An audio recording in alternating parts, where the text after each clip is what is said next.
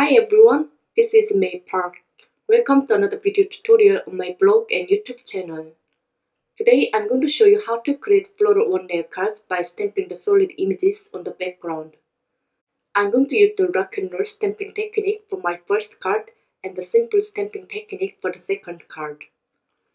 This video also shows how to dress up your finished cards and envelopes by simply stamping the sentiments. I'm also sharing the behind the scenes video at the end, so stay tuned. This video is part of the Altenew blog hub celebrating their 4th anniversary. I hope you can join in this special blog hub and make sure to leave a comment on my blog hub post for a chance to win prizes from these amazing companies. Don't forget to check out my blog for more details. For today's project, I'm going to use 3 stamp sets from Altenew: Wildflower Garden, Crafty Life, and Crafty Friends. I illustrate the Wildflower Garden set to allow you to mix and match flowers and stems for creating your own garden of wildflowers. The solid images are perfect for background stamping and for techniques like watercoloring or hidden embossing. On the back of the packaging, you can find a few sample images. This is not a layering stamp set, but you can build your images by stamping each element with different colors. Before I start working on my card, I'm going to choose the color combination first. This is my color chart of Altenew Crisp Dye ink pads. You can find the color chart and swatches in the Altenew website. I'll link it on my blog post, so make sure to check it out and download to organize your Altenew ink colors. When it comes to choosing the colors for my projects, I usually find the color inspiration by searching the illustration images on Google. This time, I found my color inspiration from the cover of my planner.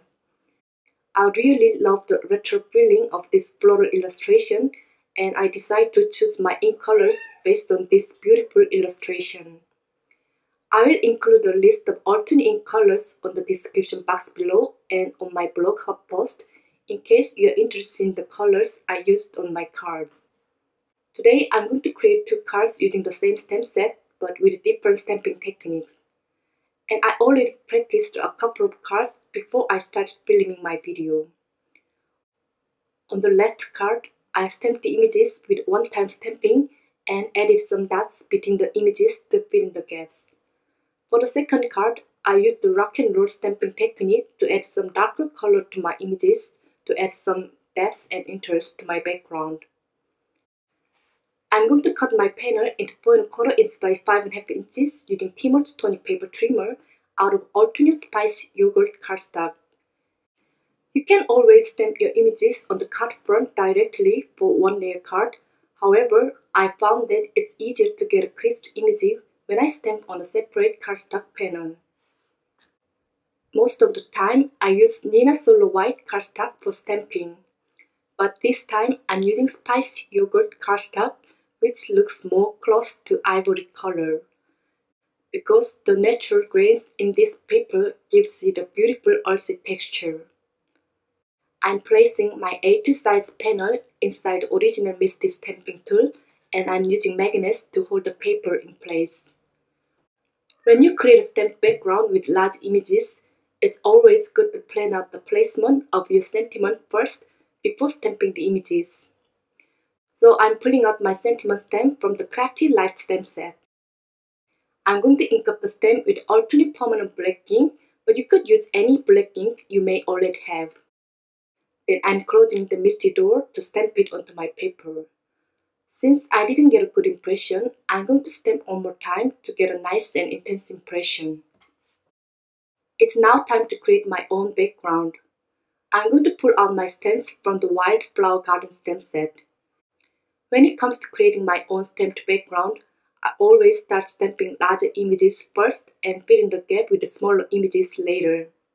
Before stamping, I'm arranging my stamps on my paper to decide the placement of my images. It's very important to stamp your large images on the right place, as they help balance the rest of your small images.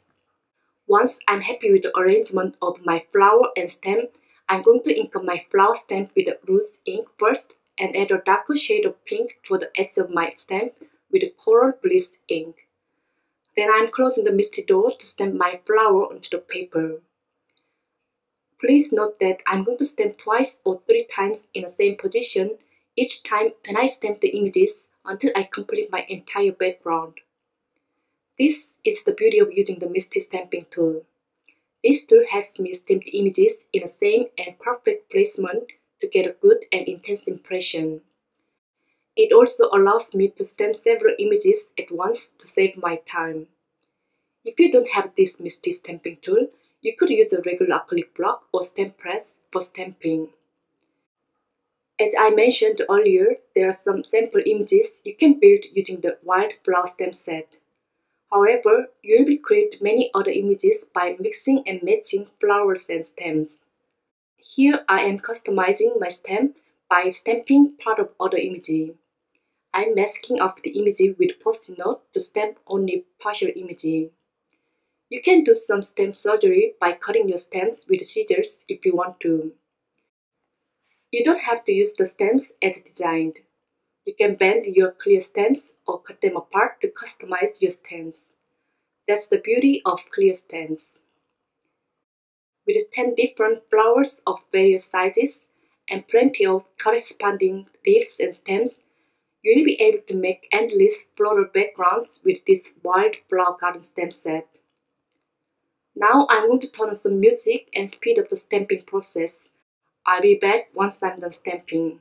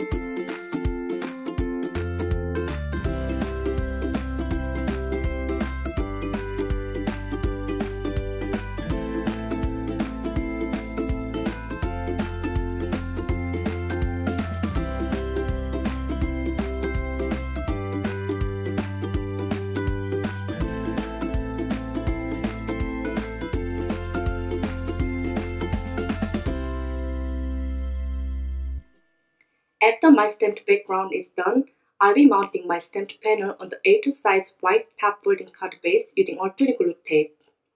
I kind of like the card without the black frame around my sentiment, so I decided to leave it as is.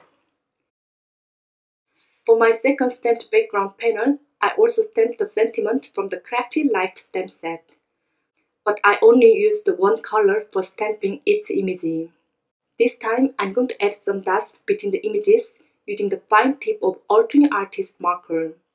You could use a tiny solid circle stamp if you want to.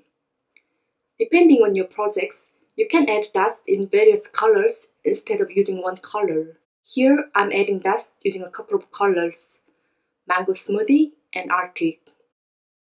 You can add different sizes of dust by choosing different tip from your marker, brush tip, fine tip, or chisel tip.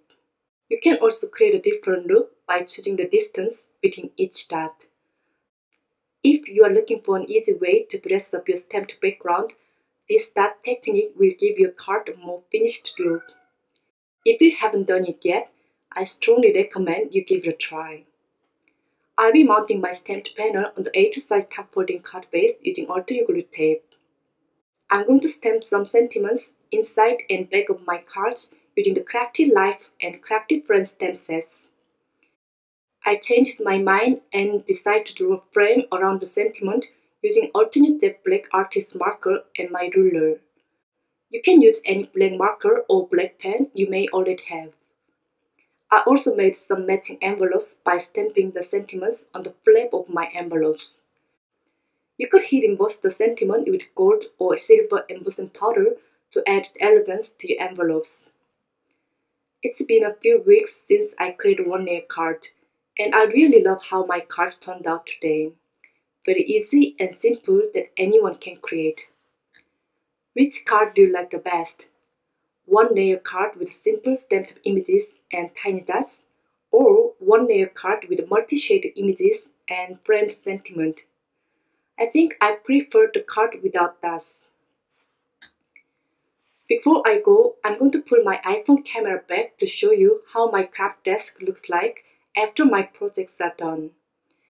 I found you guys love seeing my messy desk, so I decided to share it in this video as well.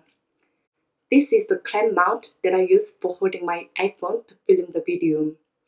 Since I placed my wooden cubes on my craft desk for organizing my ink pads, I don't have much space on my desk. I usually watch American shows like How I Met Your Mother or Gilmore Girls, but today I watched English lessons while making my cards.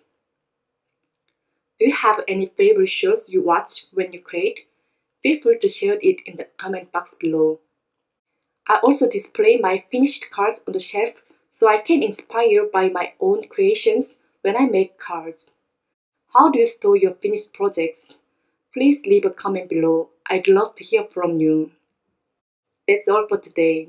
I hope you enjoyed this video and my card inspired to create a one nail card with stamped background. If you have any questions, please leave comments below and I'd be happy to answer them for you. If you like my video, please give it a thumbs up and subscribe to my YouTube channel so you won't miss any new video from me. Thank you so much for watching. I'll see you next time with another video. Bye bye!